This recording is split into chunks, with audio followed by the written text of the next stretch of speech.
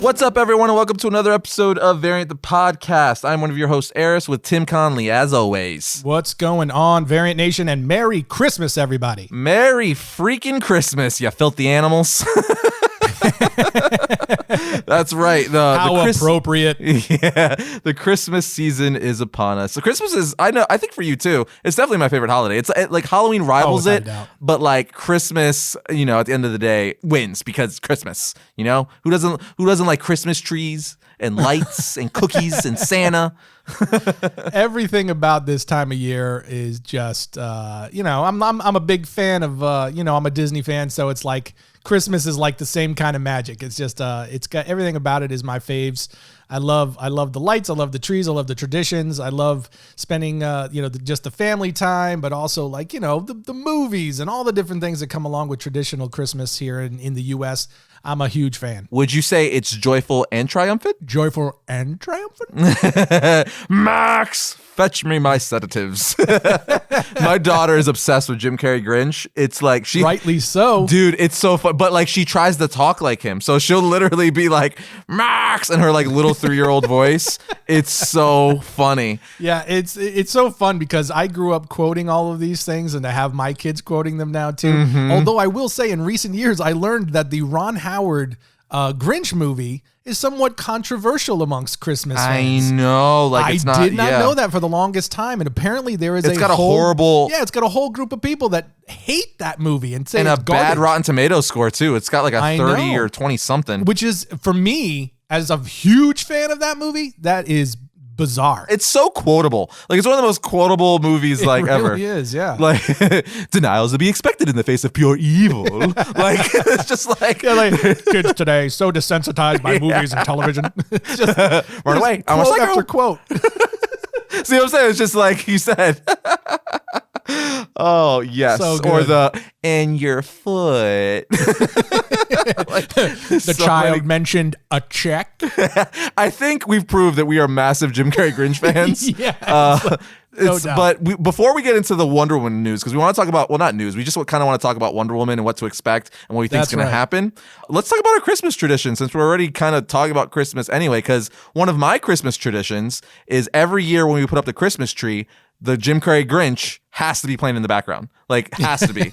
So, like, that's the movie we use to kick off the Christmas season while literally putting up our Christmas tree. That's your Christmas kickoff movie? That's our Christmas kickoff movie. And then our Christmas, farewell movie is Surviving Christmas with Ben Affleck. Okay. Yeah. Okay. We that's literally, fair. When the night's done, kids are in bed, we're home from family or friends or whatever we did that Christmas day, we literally put it on as we fall asleep every year for like the last 4 or 5 years now. That's pretty good. That's pretty good. Yeah, I love it. It's funny. You know what? Now that you say that, I'm like thinking, I don't think we have like a Christmas send-off movie. Really? That we watch. Yeah, man, maybe we're just lame. I don't know. we kind of just let it wind down organically. Yeah. Well, the one thing that we do is because we definitely have a Christmas kickoff. Our Christmas kickoff movie is Elf. That's a solid one too. That's a really good one too. Every year. That is the very first movie we watched. Again, just another, for us, it's right there with the Grinch. It's just classic, so funny, so good. It never gets old. And then the next day, pretty much, we have to watch Home Alone. Home Alone, the first 2 Home Alones are just endless classics you can watch 1,000 times and they never get old. They're so good.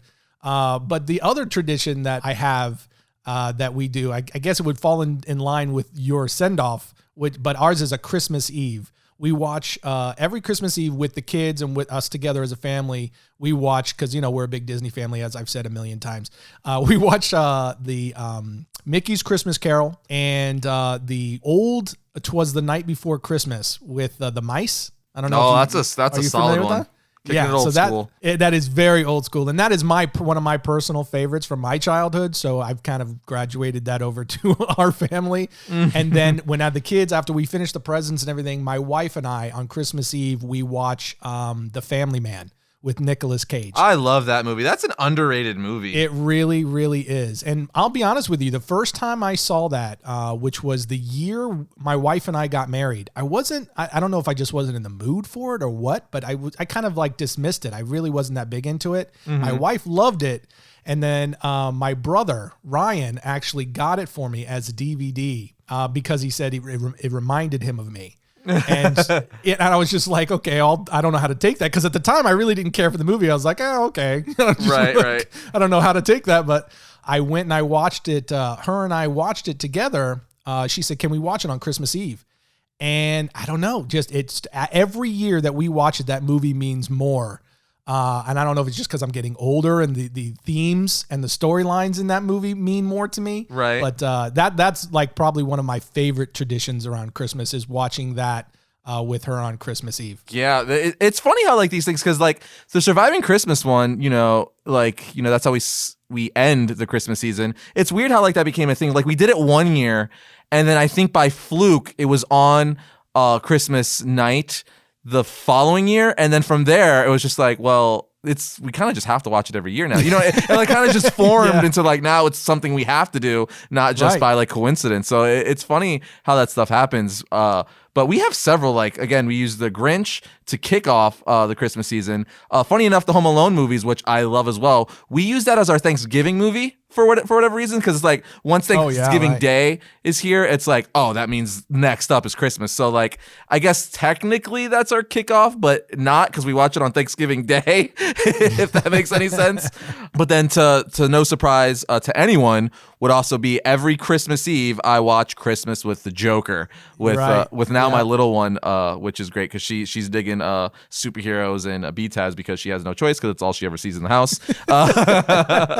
But as if there was a doubt, yeah, right. So Christmas with the Joker, but also Holiday Nights, which is another Christmas themed episode from the series, which focuses on like Harley Quinn and Poison Ivy, where they like poison freaking Bruce Wayne and force him to do Christmas shopping with them and all that stuff. Then the Justice, it's weird because it started with Christmas with the Joker, and then a few years ago it like evolved into like 3 episodes because they're only like 20 minutes each. So you watch all of them, it's like roughly an hour. So Christmas with the Joker, Holiday Nights, and then Comfort and Joy from the Justice League animated series, which was in the same universe, and it deals with like the Kents teaching Martian Manhunter, basically like what Christmas is about, and then Hawkgirl and Jon Stewart, same thing. It's really cool. So that's become a Christmas Eve tradition. But then also, I think the last movie tradition we have is Jingle All the Way. Freaking Turbo Man. Like that's our real Christmas, Christmas Eve movie, because that literally kicks off Christmas Eve morning while we're eating breakfast and getting the whole day started. And then then at night when we're at bed is when I watch the Batman stuff. But Jingle All the Way, man, that movie, that is easily top 5 Christmas movies for me. Like Turbo Man, I still remember my dad taking me to see that movie in Coral Springs, Florida. So good. Like that is just because at the time that's when like Power Rangers was really big and the Power Rangers were hard to get, and like Tickle Me Elmo was really hard to get. So it was super relevant to the time too. And like it was like a fictional hero within that the movie's universe. I'm like, yeah, I totally get it. Like that's what my parents did for me for Power Rangers, because my dad and mom were totally the parents while they dropped me off in like elementary school, Margate Elementary to be exact, for anyone who lives in Margate, Florida listening. When they dropped me off in school, they would go directly to Toys R Us, wait in line for them to open at 8 o'clock in the morning to get me the brand new Power Rangers. Because again, they were like hot. Like it was like if you weren't there when the doors opened, you weren't getting the Power Ranger toys. And and that was around Christmas time. And that Christmas, never ever forget, they got me pretty much all the new Power Rangers toys, because I was an only child, so admittedly I was spoiled. A little spoiled. Yeah, I was spoiled. So like I got like the Megazord, the Dragon Zord that came with the Green Ranger, all 5 of the Rangers, Titanus, like all that crap, which is, again, why I love Power Rangers and, superheroes so much, because this stuff is like from my childhood.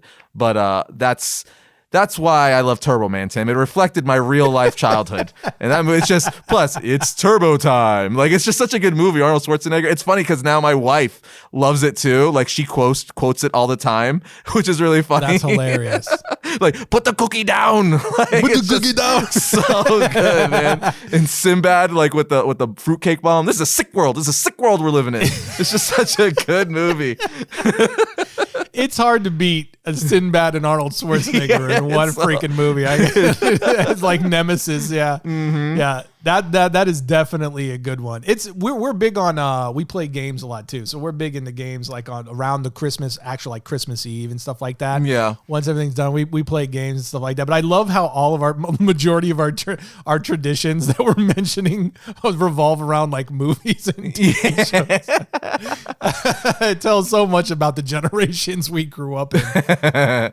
No, man, yeah, it's like because besides that, because we have a fake tree. I think you have a fake tree too, right? Yeah, we have a couple. Yeah. Yeah. So like when me and my wife first got married, like the first 3-4 years, because we've almost been married 10 years now, which is pretty freaking crazy. I can't believe the decade's approaching. But like the first quarter or so of our marriage, we did the whole like real tree thing because it was an event. It was like the day after Thanksgiving, we would go get a tree. It was fun, but messy because of the needles and stuff. And then you get like the gross mildew water because it's a real tree and you have to change it like every few days or refill it. You can patent that mildew water. Mildew water, right?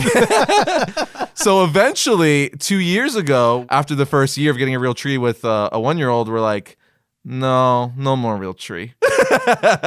No more real tree. Like the needles, she had allergies and stuff because you are having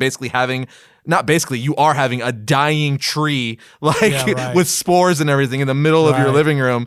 So we're like, we're just gonna spend like $200 on a tree that's gonna last like 5-6 years, hopefully, and then we don't have to deal with that anymore. So we have a nice, gorgeous, full fake tree. Exactly. Yeah, with the LED lights. Yeah. Yeah, we did the same thing. It was a practical decision. It was like, spending money on this every year and having to clean up the mess. It's not our favorite. It's not our favorite. I totally get why people do it because having a real tree, there is an element to it. It has a smell that it lightens the house, and it's a fun tradition. We did it for most of my life. Yep. So I definitely understand it. But our family, we just kind of got to places like, Although I will say, my wife she does still miss the real tree. She still has a love of the real tree, and she occasionally goes, "Can we get one? Can we get one?" I'm like, honey, we have two. We now have 2 Christmas trees in our house. Yeah, let's not just roll over that, okay, Mister? I got 2 Christmas trees in my house, like Mr. freaking Christmas over here. Like, what? Yeah, this is true. Dude, you have so many Disney I'm not even gonna say ornaments. You have so many Disney ornaments that you had to get a second tree. This is true. To put all your ornaments on. Like it's ridiculous. So I think it's important to put that into context, I guess. So one of the big traditions for our family in Christmas that my wife and I started the year that we got married was on Christmas Eve, we buy each other ornaments and we give them to each other and we open them on Christmas Eve and we put them on the tree. And that gets added to the roster of Christmas ornaments. Well, my wife and I have now been married for closing in on 20 years, which is insane, by the way. Wow. 2 decades. 2 decades. And then, you can lump on top of there that I kind of developed a little bit of a love of Christmas ornaments over the years. So I buy extra ones. And over time, starting with last year, we officially reached the point where we had so many Christmas ornaments that we didn't have enough tree to fill them. So we had to buy a second ornament. We had to buy a second tree. And now that tree actually is pretty much, it's good covered with ornaments. That's what I'm going to say, because if this is a tradition, it's never going away, hence tradition. No. So next year, 2, 3, 4 years from now, does that mean a third tree, a 4th tree? Do you just get rid of that tree and get like a 10-foot tree so you have more space? Like what's the plan here, Tim?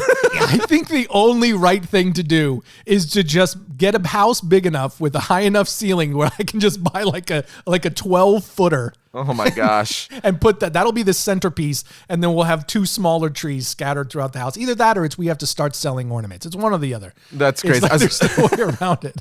As far as gift traditions, me and my wife do have a tradition that she actually started because her parents did with her growing up, getting each other pajamas every year. Yeah. So every Christmas, that's our Christmas Eve present. So I buy her pajamas and she buys me pajamas, and because of that, I have a lot of comfy pajamas, which is pretty nice. They graze the thigh just so.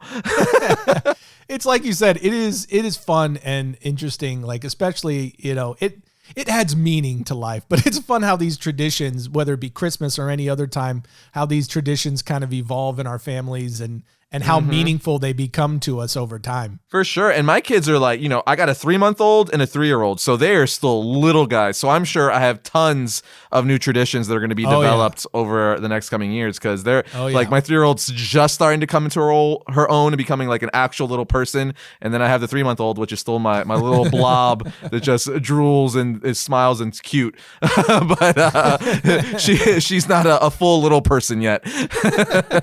I know I'm excited about Christmas. I know you're excited about Christmas, but we hope all of you guys are having a great holiday season as well. For sure. You have similar traditions lined up that you can share with your loved ones and friends and family and stuff like that. Indeed, yes. And most importantly, I hope everyone is safe and having a healthy holiday, especially with this freaking crazy year. And speaking of crazy year, before we move into Wonder Woman, I will say, I feel like I have to confess to you and everyone for some weird reason that my wife and I'm I nervous about what you're about to say now. Yeah, my wife and I may have went a little overboard getting our 3-year-old presents, because our 3-month-old, she doesn't know what Christmas is, right? Like she has no idea what's going on. So we're obviously getting her stuff, but it's like you don't have to focus as much on her as you do our 3-year-old, who's literally asking us for specific things.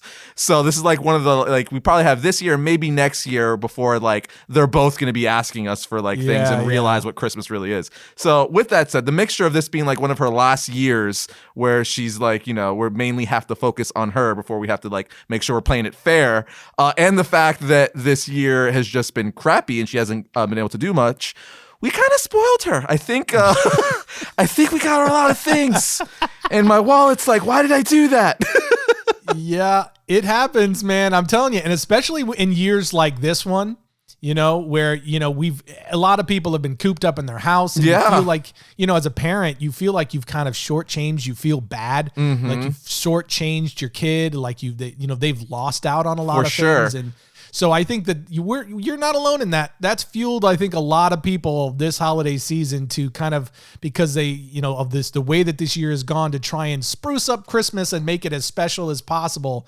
To make up for all the things that we have lost out on in 2020. You know how every year you get the big gift, right? Where it's a bicycle or an Xbox or something that's definitely over $100 or in that area, right? It's that's your big present, and you get other things. Well, this year, we got our 2 big gifts. We got our Power Wheels, a massive Power Wheels, and a bicycle, on top of this PJ Masks headquarter 3-foot tall thing that was $100, and that's just the big stuff. She's got a ton of little stuff play sets and bead sets, and just it's crazy. It's again, we made a checklist because we had to keep track of all of it. No joke. On an app on my phone, I have a checklist with the prices of everything to be okay, all right, we've spent this amount. We need to freaking chill out.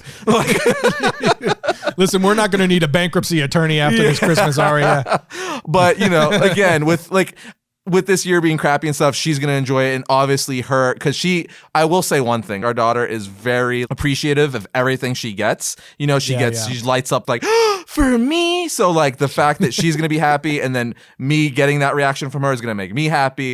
And then I'm going to cry because she's turning me into a blobbery mess. Yes, it's gonna be great. Has, man. She has turned you into a sentimental hot mess. Dude, having 2 girls, man, I don't even care. There's a reason why the stereotype is these little kids, especially little girls, can make the toughest mobsters, killers, a puddle of tears. This kid has made me tear up more than the only reason I've teared up or cried in the last few years is because of my daughter.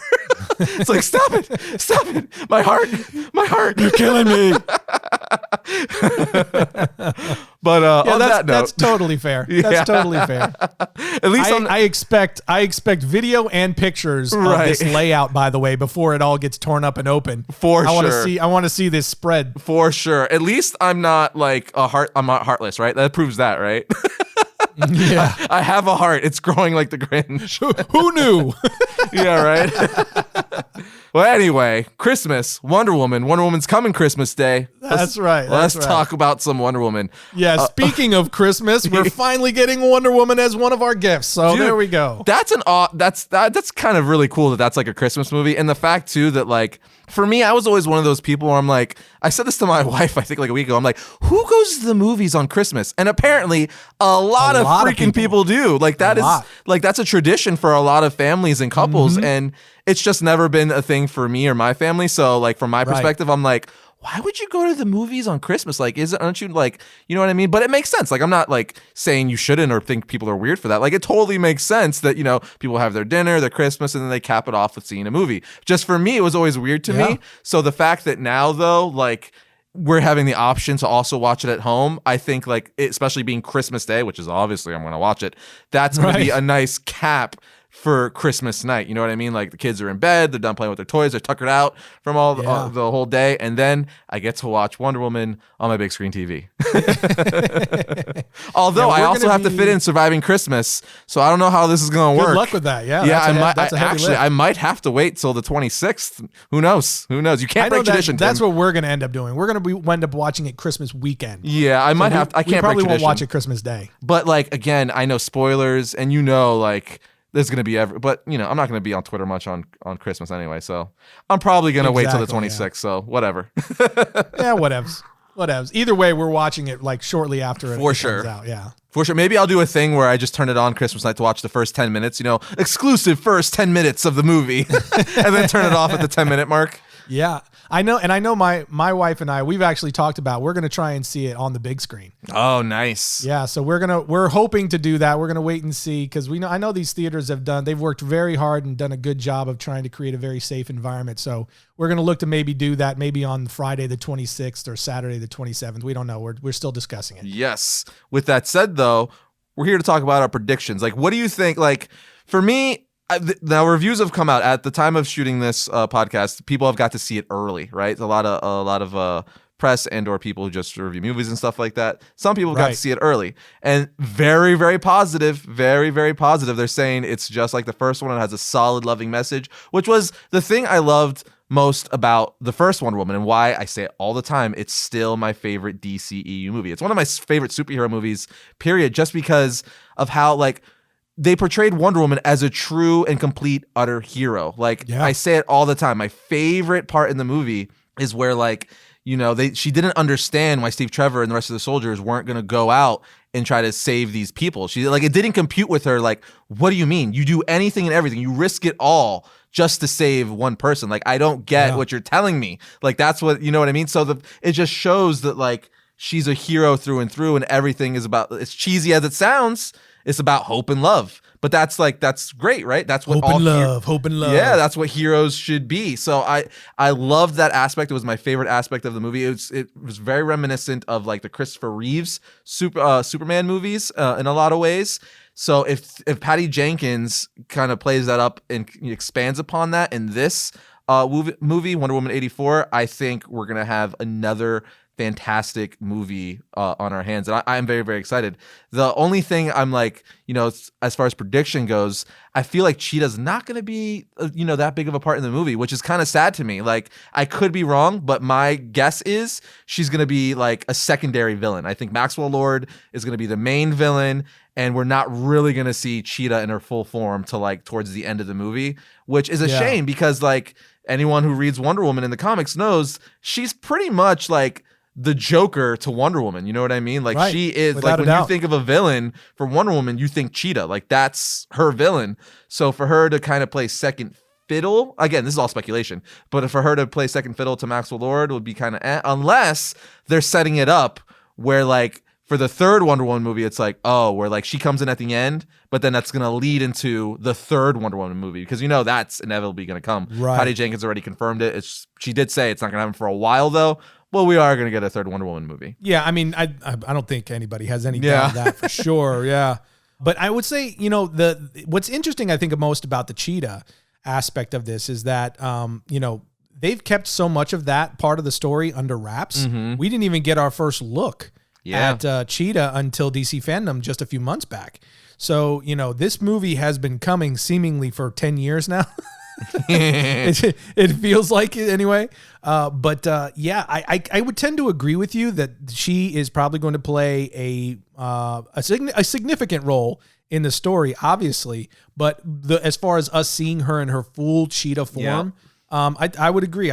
My expectation is that we probably won't see that towards the until the back half or the back third of the film, where we see her revealed and there's a confrontation and that whole thing, setting us up for future stories and appearances in the movie. Because this.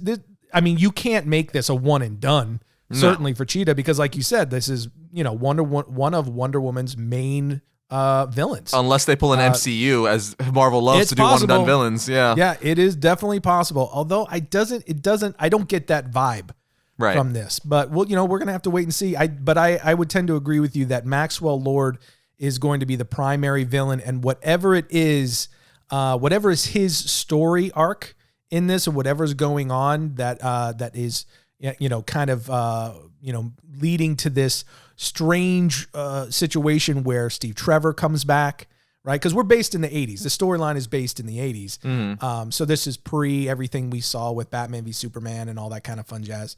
But whatever's going on with Maxwell Lord, I also have to imagine is going to play some kind of a role in setting us up for the next stages of the DC cinematic world. For sure. Right? Because we know that they're branching off, things are going to be splintering, and they have to explain somehow, how do we get, because this is the Wonder Woman from the Snyderverse. Same way we have Aquaman isn't going anywhere, but that's the Aquaman from the Snyderverse. We know we're keeping the Flash. Ezra Miller is staying on as the Flash, and he's going to be playing the Flash in the Flashpoint film. So at some point, they're going to have to start really delineating and showing us how these things are going to splinter and go off, beyond just saying, oh, well, multiverse and, whatever. Because they want to keep these certain characters, unlike some of the others like, Batfleck and, we don't know what they're doing with Henry Cavill Superman yet. They still have not said. Poor Cavill. Yeah, poor Henry, just kind of waiting in the wings. But they've got to start explaining to us, where are we going to see, how are we going to keep Gal Gadot as Wonder Woman going forward? How are we going to keep Jason Momoa as Aquaman? How are we going to keep Ezra Miller as the Flash? Or are they just going to answer all that in the Flashpoint and this movie is going to be a complete one-off? I think that would be a missed opportunity, at least to start teasing some kind of a direction. Especially because clearly Maxwell Lord in this movie is playing with some kind of a serious device, or maybe a device that is, that teeters in the multiverse somehow. We'll have to wait and see how it all plays out, but certainly there's something that he is casting a delusion or some kind of a wish, almost like wish fulfillment, where Steve Trevor comes back and, how Cheetah becomes Cheetah. That's all going to play a role. And it's just like, will it play a role beyond that is the question for me. For sure. Yeah. I'm very curious. I think the benefit this movie has is that it's in the past, right? It's in the 80s. Yeah. So they don't have to necessarily answer all that stuff, which is like good, but not like you said, because like obviously we'd want some answers.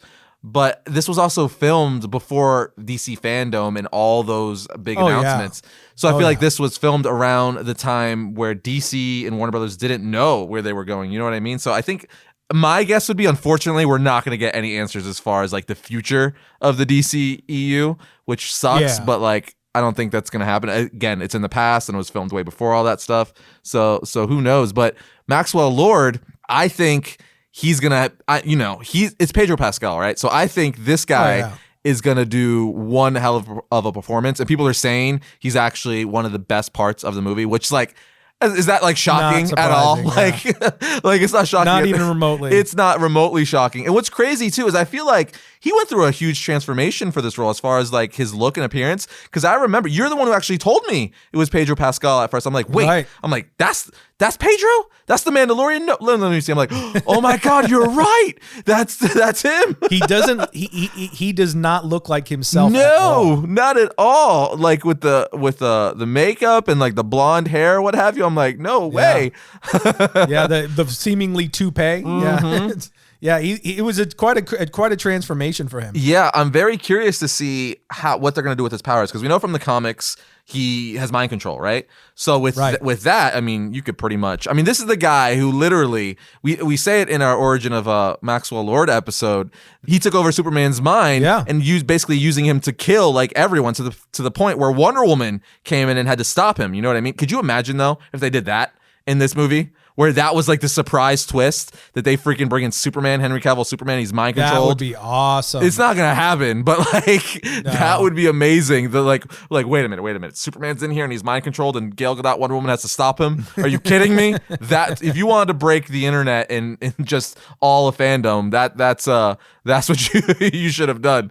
But that would be very cool. I'm very, very curious to see like the confrontation there, because Maxwell Lord isn't going to be much of a physical threat for Wonder Woman. No. So I want to see how they're going to play that up. I mean, that's probably why they brought Cheetah into the movie, because they needed that action and, you know, that physical threat for her. So, but I wonder if she's going to be controlled by Maxwell Lord, Cheetah. You know what I mean? Like, who knows? Right. I'm very, very curious to see if that's the play here, because we know in a lot of these superhero movies, like some choose to stick very close to the comics, but a lot, you know, either go their completely different way or only use like 50% and then, you know, do their own thing. So I'm very curious to see, you know, where Maxwell Lord is going to get his powers from. Is he just the meta off the bat, or is it going to be like from some kind of like explosion like in the comics? And Cheetah, the same thing. Cheetah's had a few different origins in the comics, so I would imagine they're going to go with the modern Barbara Minerva one, but I'm very curious to see if they kind of like do an amalgamation of different ones with this movie here. Yeah, you know, that I think Maxwell Lord is like the biggest question mark for me, right? Because we know from the comics that he has mind control powers. He has telepathic powers, right? Mm-hmm. But at the same time, in everything that we've seen about this movie, I'm like, I don't know if that they're going to go that route with him, because it seems like because you know the whole thing of like he's the like he's selling dreams to the public, right? Mm-hmm. That's his whole thing. He's like he's like this salesman.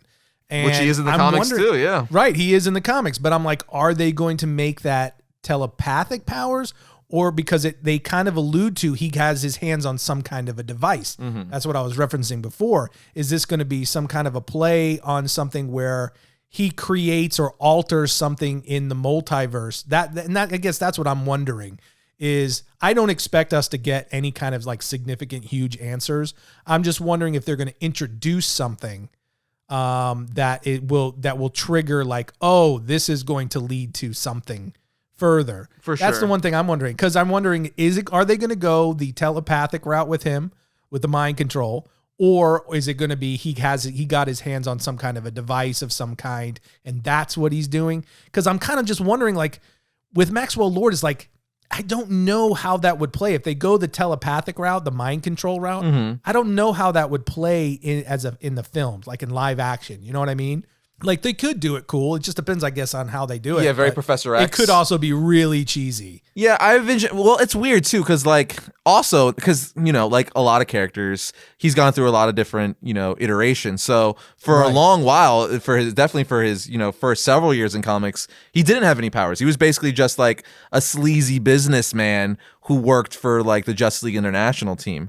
It wasn't until later, after Infinite Crisis, I believe, that they changed some things and gave him powers via like an alien explosion. So like you said, they could it depends like which version of Maxwell Lord are they going to pull from? Are they going to give him the powers? Are they not going to give him powers? Is he going to be one and done? Because if he's not going to be one and done, maybe the smart move would be, don't give him the powers for this movie. Just make him like a super, you know, crazy manipulator, almost like a Lex Luthor type, which again, he is in the comics, and, you know, fight Wonder Woman that way. And then by the end, you know, one thing leads to another, and maybe he's given telepathic power. So after we see how much of a threat he is, just being a master manipulator, then the end of the movie sets up for the future where now he's this master manipulator with mental powers.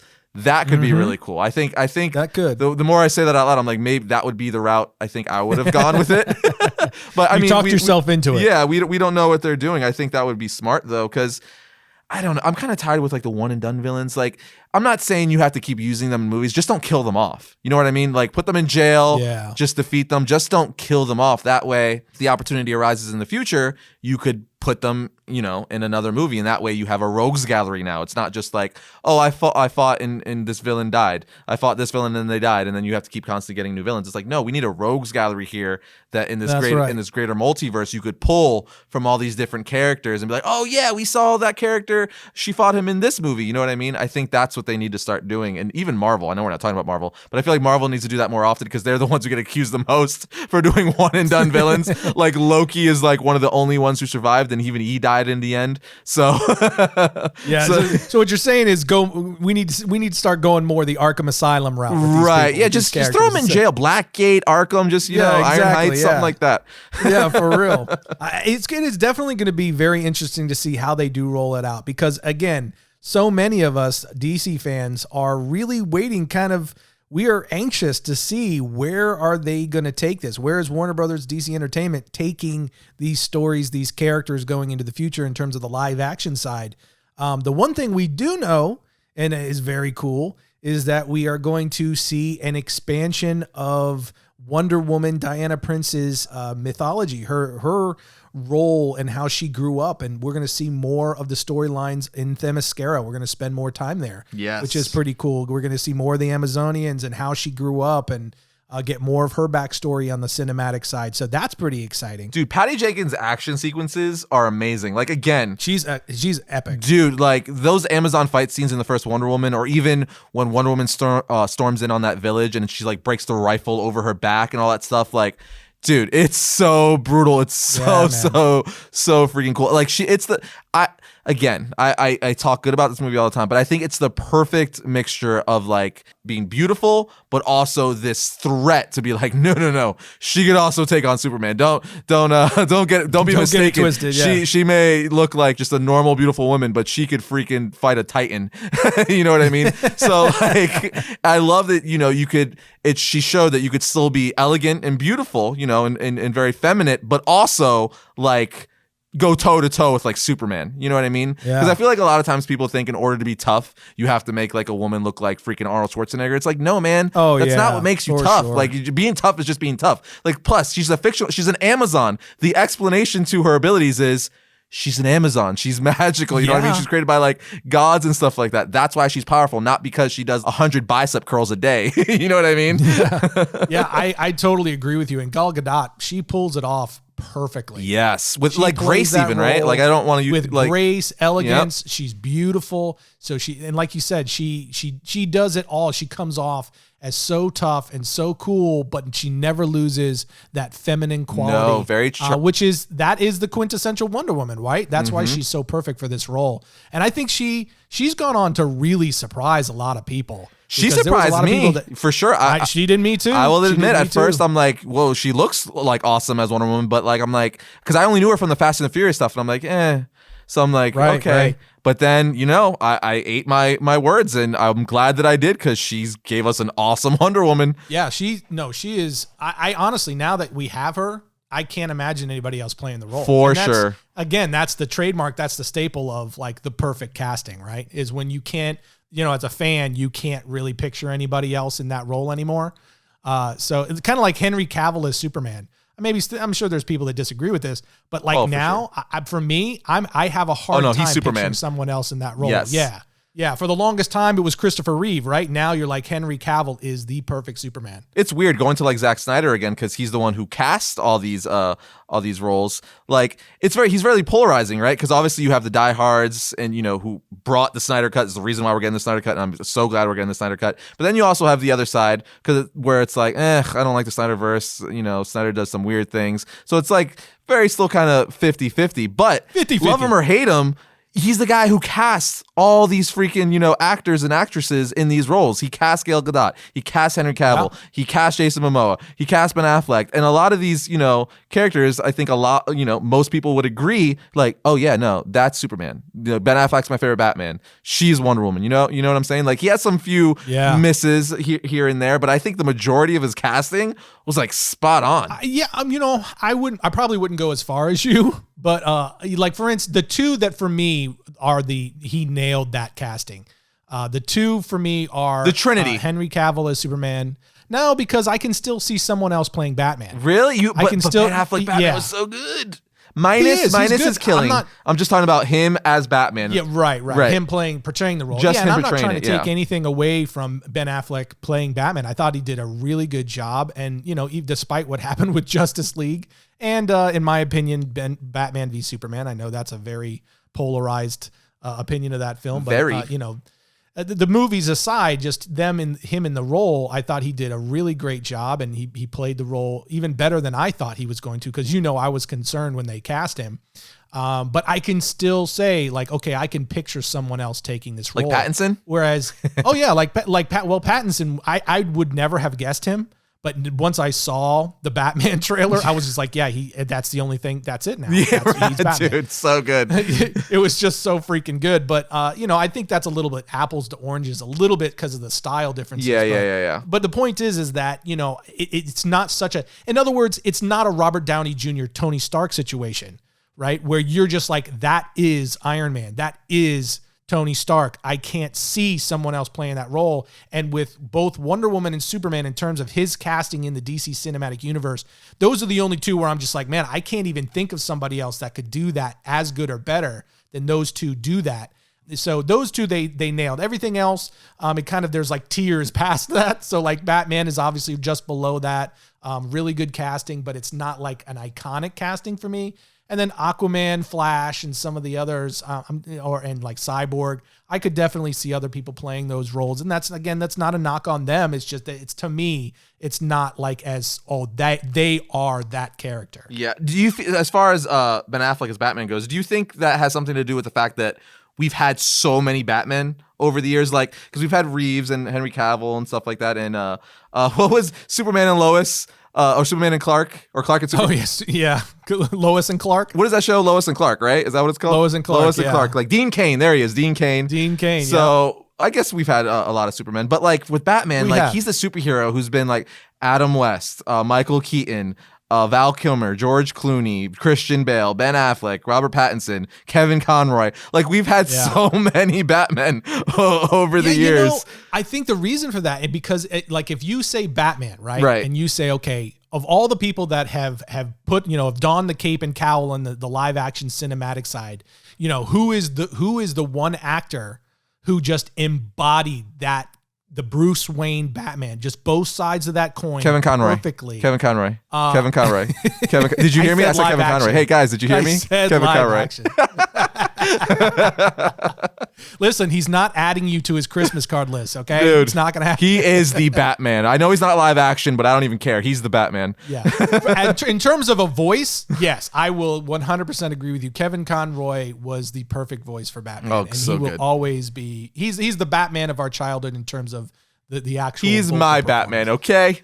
Yeah, he's your Batman. But I mean, as far as a live action Batman, like we have not yet found someone the definitive, as iconic. Yeah, as iconic as some of these have been, like Michael Keaton Batman, right? We have not found an actor who has taken on the role of Bruce Wayne Batman and embodied that character from both sides, Bruce Wayne and Batman, in such a way to where it landed as that is Batman. That's Bruce Wayne. You got either one or the other, right? Like Christian Bale, he was a great Bruce Wayne. Not so much on the Batman side. I'm not the one wearing hockey pants. Yeah. Where is she? Rachel. Yeah. He's like and by the end, he was just gurgling. No, by Rises, I couldn't understand him half the time. Yeah, it was just insane. So I think that for me is why I think that, and it feels that way. But again, I honestly believe it's because even like the Supermans, like Christopher Reeves was Superman.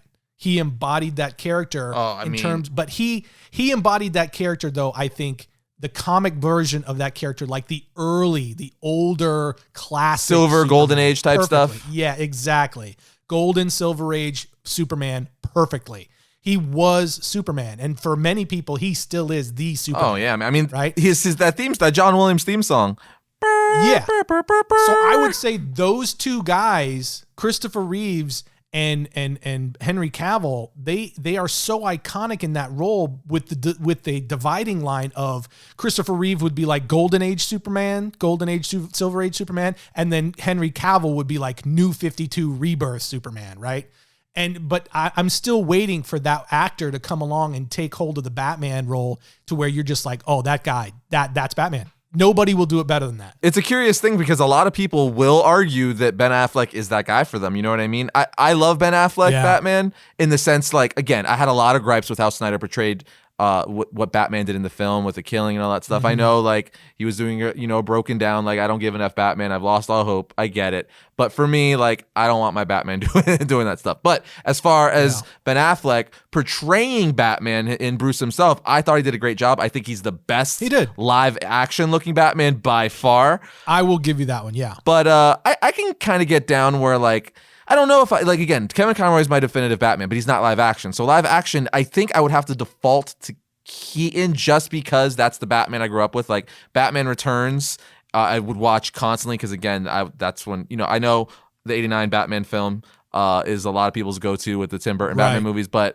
I was born in 87, so I was like, I wasn't old enough to understand or comprehend what was going on in the 89 Batman film. I saw that later on, but I was old enough to go to the theaters to see Batman Returns, so that was my jam. Obviously, I like the 89 Batman film, but the Returns, that was my jam, which was still Keaton. So I guess by default, live action, just because nostalgia he would be, but I don't even know, because like, again, freaking... It's George Clooney, isn't it? No, George Clooney. Neither is Val Kilmer. You can just say it. It's George Clooney. It's okay. But Ben Affleck, he just looks so cool. He was the most imposing... That freaking warehouse fight scene in BVS, like...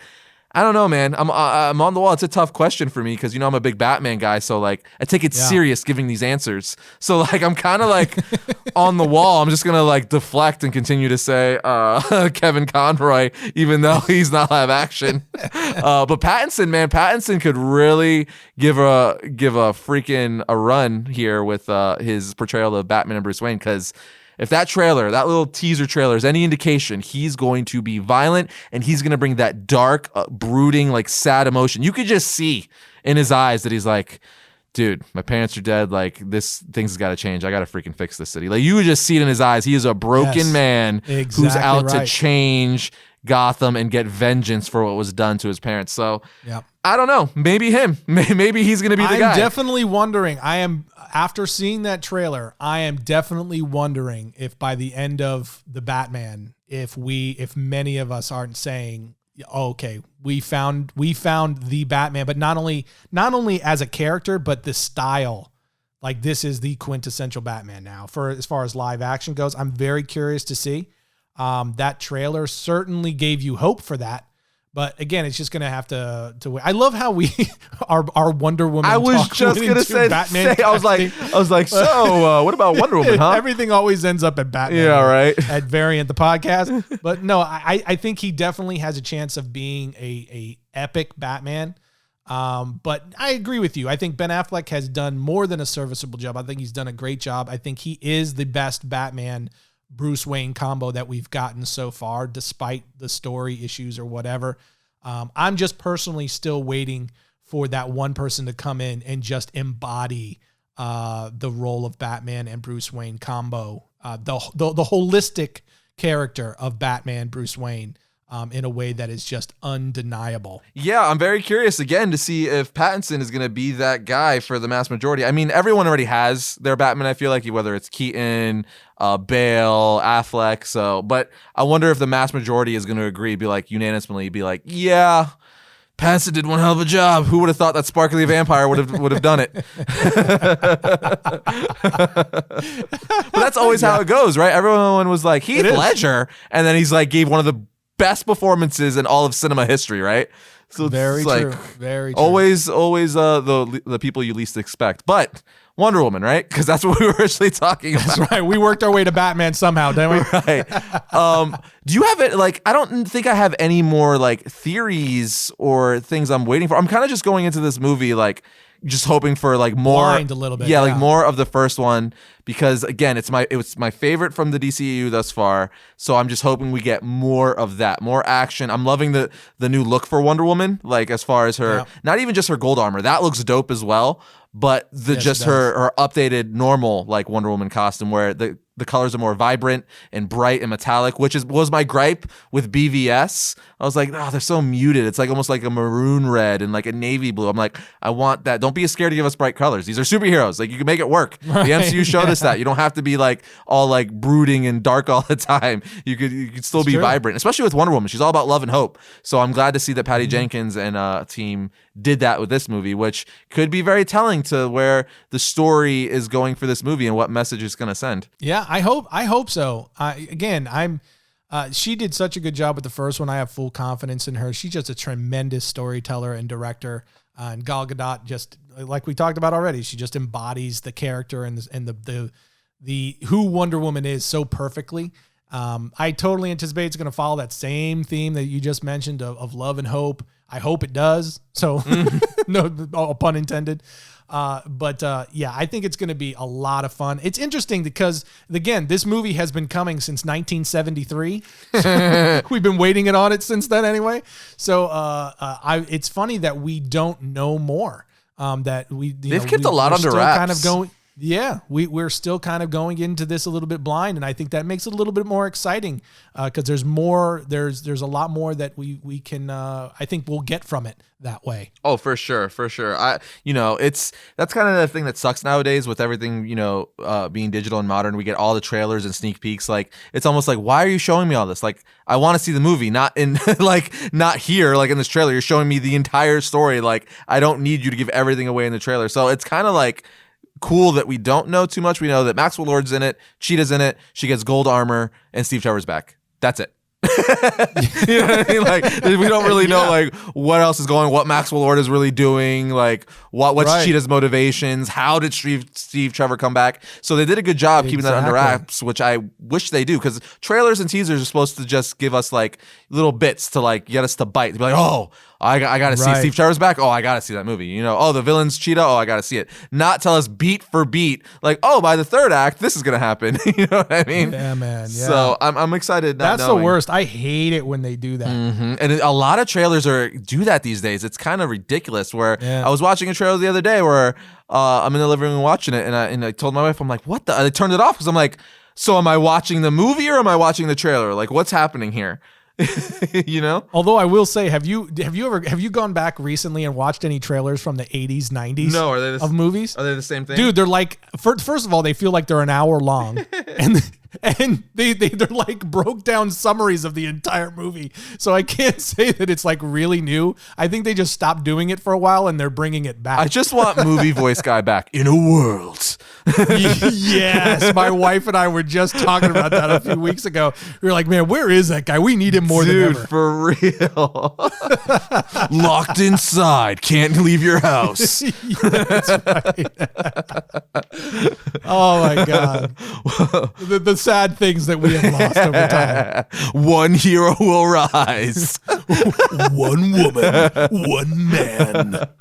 Yeah. So good. Well, I think on that note, him and the voice of Movie Phone. Remember that guy? Yeah, dude. Welcome to AOL Movie Phone. Thank you for calling Movie Phone. Brought to you by AOL. We're going rogue. I think we got to end this. Hey, it's Christmas week, man. I got too many. It's the eggnog. I got too many sugar cookies in my blood. Well, everybody out there, Merry Christmas. Happy holidays, everybody. We hope you have a great and safe one with your family, your loved ones. You spend it however you want. And check out Wonder Woman so we can talk about it after the new year when we will be back. And I will say we'll have one more podcast for you guys after this week.